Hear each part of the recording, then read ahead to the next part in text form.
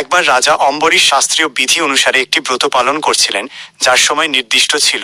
সেই সময় মহর্ষি দুর্বাসা তাঁর অতিথি হিসেবে উপস্থিত হন। রাজা তাঁকে সসম্মানে অভ্যর্থনা জানান, কিন্তু দুর্বাসা ঋষি স্নান ও ধ্যানে মগ্ন হয়ে পড়ায় ফিরতে দেরি করেন। এদিকে ব্রত উদযাপনের সময়সীমা শেষ হয়ে আসছিল। শাস্ত্র অনুযায়ী নির্দিষ্ট সময় ব্রত না ভাঙা যেমন দোষের, তেমনি অতিথিকে অভুক্ত রেখে কিছু গ্রহণ করাও অপমানের।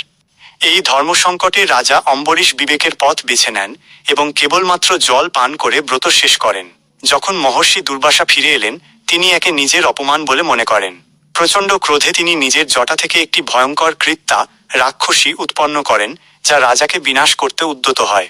রাজা অম্বরীশ ভীত না হয়ে বা অস্ত্র না তুলে শান্তভাবে ভগবানের শরণাপন্ন হন।